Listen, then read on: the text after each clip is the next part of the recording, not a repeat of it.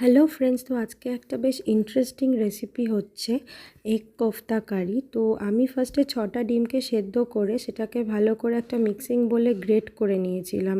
তারপর 2টো আলুকেও আমি গ্রেট করেছিলাম। তারপর আস্তে আস্তে তাতে আমি পেঁয়াজ কুচি, লঙ্কা কুচি, স্বাদমতো নুন, স্বাদমতো গোলমরিচ গুঁড়ো, কাশ্মীরি রেড চিলি পাউডার, ধনে গুঁড়ো আর জিরে গুঁড়ো, এই সমস্ত ইনগ্রেডিয়েন্টস আমি তাতে ভালো করে দিয়ে একটা স্পুনের সাহায্যে ভালোভাবে মিক্স করে নিয়েছিলাম। মিক্স করার পর যতটা প্রয়োজন হয় সেরকম অনুযায়ী বেসন দিয়েছিলাম, দিয়ে আরেকবার মিক্স করে নিয়েছিলাম। এটা বেসিক্যালি বাইন্ডিংয়ের কাজ করবে। আর কর্নফ্লাওয়ার দিয়ে দিয়েছিলাম। দেওয়ার পর আরও একবার ভালো করে মিক্স করে নিয়েছিলাম। তারপর আমি একটু একটু ছোট ছোট করে বল কেটে নিয়ে কোফতার আকারে গড়ে নিয়েছিলাম।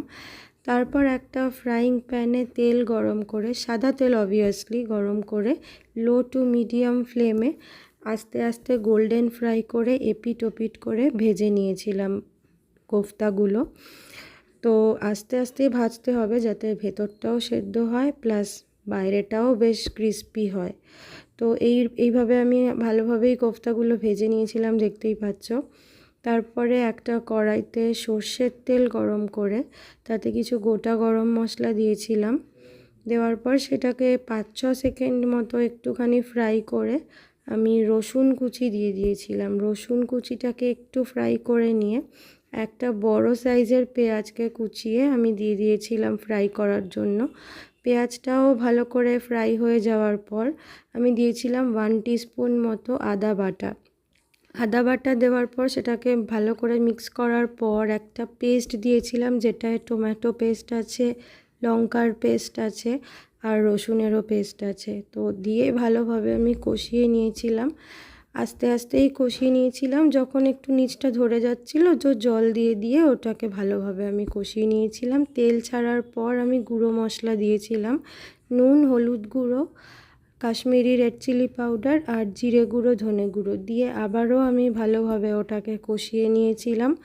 আরেকবার যখন তেল ছেড়েছিল তারপর আমি কিছু বাদাম কুচি দিয়েছিলাম যাতে টেস্টটা এনহ্যান্স হয়। তারপর পরিমাণ মতো জল দিয়ে দিয়েছিলাম, দিয়ে আরেকবার ভালোভাবে মিক্স করে নিয়ে ঢাকনা চাপা দিয়ে রেখে দিয়েছিলাম ফোটানোর জন্য। 2-3 মিনিট ওয়েট করার পর ফুটে উঠলো যখন ঝোলটা বা গ্রেভিটা, তারপর আমি তৈরি করা কোফতাগুলো আমি দিয়ে দিয়েছিলাম। দিয়ে আরেকবার আস্তে আস্তে ভালো করে মিক্স করে নিয়েছিলাম যাতে ভেঙে না যায়। তো তারপর আরেকবার আমি ঢাকনা দিয়ে রেখেছিলাম, স্ট্যান্ডিং টাইম দিয়েছিলাম 2 মিনিট মতো। তারপর আমি গরম মশলা ছড়িয়ে গ্যাসটা অফ করে আরেকবার ঢাকনা দিয়ে রেখেছিলাম যাতে স্মেলটা ছড়িয়ে যায়। ব্যাস, আমার আজকের রেসিপি রেডি। তো enjoy and thank you so much.